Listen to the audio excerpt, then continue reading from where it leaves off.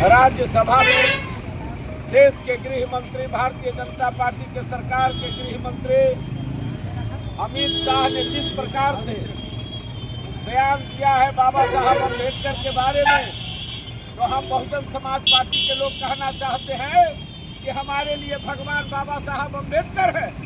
तुम कह रहे हो कि बाबा साहब अम्बेडकर का जितना नाम लिया जा रहा है तो भगवान का नाम लेता तो स्वर्ग मिलता।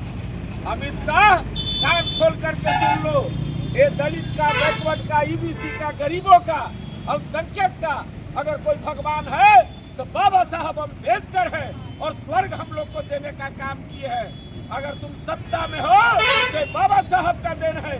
बाबा साहब के देश से संविधान चलता है और बाबा साहब को ऊपरे से बोलते हो बाबा साहब, और नीचे बाबा साहब का नाम लेने में जिस प्रकार से राज्यसभा में बेइज्जती किया गया है बाबा साहब को, देश के प्रधानमंत्री ने जिस प्रकार से अमित शाह का सहयोगी बनने का काम किया है, पूरा देश देख रहा है। यह जो राज्यसभा में बोलने का काम किया है, अमित शाह और नरेंद्र मोदी को चेतावनी बहुजन समाज पार्टी देती है, आने वाले चुनाव में तुम्हारा सुपड़ा साफ हो जाएगा और यही बयान तुम्हारा अंतिम हो जाएगा और देश के लोकसभा और राज्यसभा में तुम जा नहीं पाओगे। बाबा साहब अम्बेडकर ने अपने 4 बेटों के कुर्बानियां दे करके हम गरीबों को, संख्यक को, दलित को, पिछड़ा को, अति पिछड़ा को जो ताकत दिया है, वो बाबा साहब को अगर कोई बोलेगा तो हम लोग बर्दाश्त नहीं करेंगे। पूरा देश बाबा साहब का है। भारत में संविधान निर्माता बाबा साहब पर बोलने वाले लोगों को उनका जो हैसियत जो है जनता बताने का काम करेगा और जिस जीभ से उन्होंने बोलने का काम किया उस जीभ को एक जनता रूपी वोट जो है वो जीभ को काटने का काम करेगा। अमित शाह को इस्तीफा देना होगा। इस देश में बाबा साहब का देश है, डॉक्टर BR अम्बेडकर का देश है। कोई माई का लाल बाबा साहब को नजरअंदाज करके इस भारत में रह नहीं सकता है। बाबा साहब की कुर्बानी को कोई भुलाया नहीं जा सकता है।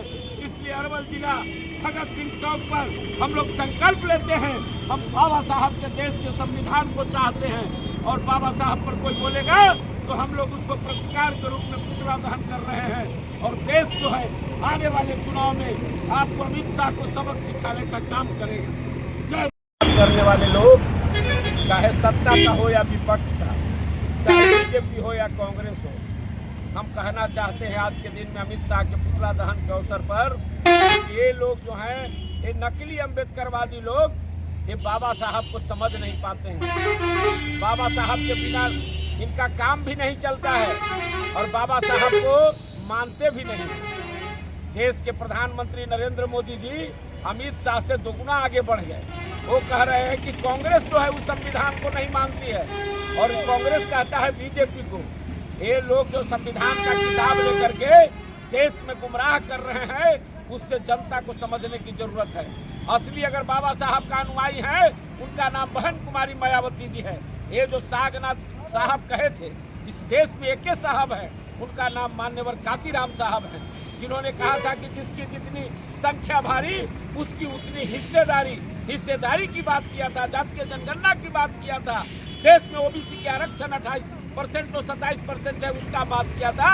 मान्यवर काशीराम साहब ने कहा था कि कांग्रेस जो है वो सांपनाथ है और भाजपा नागनाथ है। ये दोनों को हटाना होगा और देश में बहुजन समाज का सरकार बनाना होगा। जब तक बहुजन समाज का सरकार नहीं बनेगा, बाबा साहब अम्बेडकर का जो सपना है, जो अंगुली दिखा करके कहते हैं कि political power is the master की राजनीतिक सत्ता का हिस्सेदारी लेना है, तो देश के मंदिर जो है उस पर कब्जा करना होगा। ऐ अमित शाह जी, तुम स्वर्ग की बात करते हो। बाबा साहब अम्बेडकर ने कहा है शिक्षित बनो, संगठित हो, संघर्ष करो और उंगली का इशारा किया है कि लोकसभा पर यह मंदिर पर कब्जा करो। हम वह दिन दूर नहीं है जब बाबा साहब के अनुयायी लोग उस मंदिर पर कब्जा करेंगे, तब तुम्हारे जैसा ताड़ी पार लोगों को जेल में स्थान होगा और तुम जो बाबा साहब पर बोले हो, ये तुम्हारा अंतिम भाषण होगा। अब तुम सरकार में नहीं आ सकते हो क्योंकि बाबा साहब के ऊपर तुमने इतना बड़ा हास्यास्पद बात बोलने का काम किया है। इसलिए तमाम मीडिया के माध्यम से कहना चाहते हैं कि बहन कुमारी मायावती जी, ये जो आरक्षण पर, यह जो बाबा साहब पर टिप्पणी कर रहे हैं, न्याय की देवी है और वो निर्णय वही कर सकते हैं। इसलिए हम उनमें आस्था रखते हुए आने वाला दिन में बहुजन समाज पार्टी आपके संघर्ष और जनता के लड़ाई बाबा साहब के कारवां को आगे बढ़ाएगा और उनका जो मार्गदर्शन है, जिस सत्ता की बात बाबा साहब ने की है, उस पर कब्जा किया जाएगा। जय भीम।